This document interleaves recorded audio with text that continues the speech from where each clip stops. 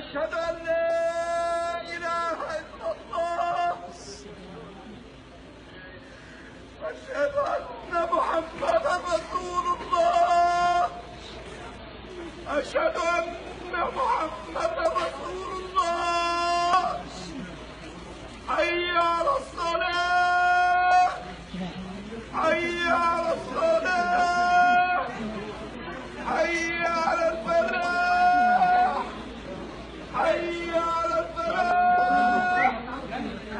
الله أكبر الله أكبر. لا إله إلا الله. ده مؤذن المسجد الأقصى بيرفع أذان الجمعة مختلطا بالدموع، دموع القهر والذل وعجز الرجال. أيوة دموع القهر، بعد أن قام الصهاينة لأول مرة من 50 سنة بمنع صلاة الجمعة أن هي تقام في أولى القبلتين وثالث الحرمين الشريفين. المنع ده حصل بعد ما استشهد 3 فلسطينيين بالقدس في مواجهات مع السلطة المحتلة قبل صلاة الجمعة بقليل. أرجوك ما تسألش سؤال سخيف وممل وسمج، عفوا يعني، إياك أن تسأل وماذا فعل العرب؟ العرب بيحاربوا الإرهاب وبيطاردوا حماس عشان يدجنوها. العرب بيحاصروا قطر. العرب مشغولين بقهر وسحل وقتل شعوبهم عشان يدفنوا الثورات ويحافظوا على استمرار دولة الخوف. طب ما حدش يتكلم؟ لا، الخونة اتكلموا. الخونة اتكلموا، قطر وتركيا ومعاهم الأردن. صبيحة القمة الإسلامية العربية في الرياض، قمة دفع الجزية، ترامب توجه مباشرة إلى تل أبيب في أول طائرة تهبط في عاصمة الاحتلال رسميا قادمة من العاصمة السعودية الرياض. ساعتها قلت لكم كده.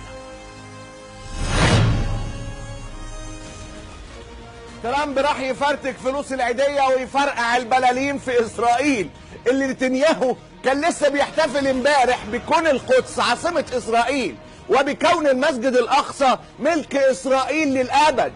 نجاحات دي ولا مش نجاحات يا عرب؟ الأمور بتتطور بسرعة. من ساعة ما سيسي عمل الانقلاب الإسرائيليين اطمنوا جامد من ناحية العرب. مصر قلعت فما تتكلمش بقى عن العرب. ترامب لما راح وبعد ما لبس الطاقية اليهودية وظرف دبعتين عند حائط المبكى المزعوم، أكد لهم إن حطوا ببطنكم بطيخة صيف. العرب أقرب للموت، مشغولين بنفسيهم وبخناقاتهم ومستعدين يقدموا من السبت للخميس عشان ينالوا رضا إسرائيل. رضا إسرائيل اللي هو الباب السحري لتثبيت الدكتاتورية في الوطن الكبير. ما تقلقوش خالص، اعملوا اللي انتوا عايزينه. ده لسان حال ترامب، دول خلاص ناقص يعلقوا حماس على المشانق. ترامب رجع امبارح في نفس يوم منع صلاة الجمعة في المسجد الأقصى وكشف عن صفحة مش لطيفة من القمة العربية الأمريكية في الرياض. Example, Saudi Arabia put up hundreds of billions of dollars of money going into buying our planes and our military equipment and investing in our country. And I said, you have to do that, otherwise I'm not going. So they spent hundreds of billions of dollars right in front of us. لو ما دفعتوش مش نازل، لو ما دفعتوش مش جاي. عرفتوا احنا فين؟ احنا حالنا لا يستحق الشفقة اطلاقا. حالنا يدعو للغثيان، للغثيان. لطفك يا رب. ارفعوا أقلامكم عنها قليلا واملأوا أفواهكم صمتا طويلا. لا تجيبوا دعوة القدس ولو بالهمس كي لا تسلبوا أطفالها الموت النبيل. طفح الكيل، طفح القيل، وقد آن لكم أن تسمعوا قولا ثقيلا. نحن لا نجهل من أنتم، غسلناكم جميعا وعصرناكم وجففنا الغسيل، إننا لسنا نرى مغتصب القدس يهوديا دخيلا، فهو لم يقطع لنا شبرا من الأوطان لو لم تقطعوا من دونه عنا السبيل.